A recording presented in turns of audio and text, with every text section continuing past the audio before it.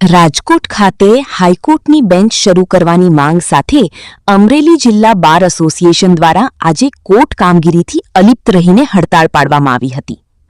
અમરેલી બાર એસોસિએશનના પ્રમુખ હિરેન્દ્રસિંહ વાળાના જણાવ્યા મુજબ ગત તારીખ 25 જુલાઈના રોજ રાજકોટ ખાતે મળેલી હોદ્દેદારોની બેઠકના નિર્ણય અનુસાર આજે તમામ વકીલો કોર્ટની કામગીરીથી દૂર રહ્યા હતા.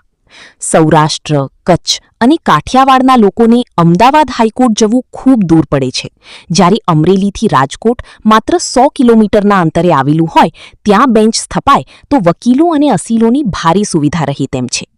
આ જ માંગણીના ભાગરૂપે તમામ વકીલો ગણવેશ વગર હાજર રહીને કોર્ટ કાર્યવાહીથી અલિપ્ત રહ્યા હતા.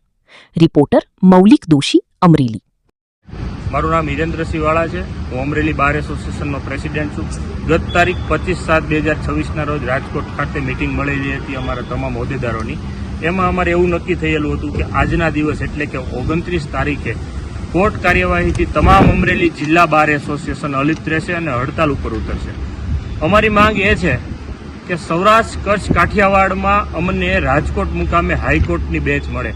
અમારે બધાને અમદાવાદ હાઈકોર્ટ ખાતે જવું પડે છે, બહુ દૂર પડે છે. અહીંયા રાજકોટ 100 કિલોમીટરની અંદર, અમારે અમરેલીથી 100 કિલોમીટરના અંતરે હાઈકોર્ટ જો અમને મળે એ માટે અમારે આજે હડતાલનું આયોજન કરેલ છે. અને કોર્ટ કાર્યવાહીથી તમામ અમારા વકીલો આજે આપ જોઈ શકો છો કે બધા વિધાઉટ ડ્રેસમાં પણ છે, એટલા માટે કે કોર્ટ કાર્યવાહીથી અલિપ્ત રહ્યા છે બધા.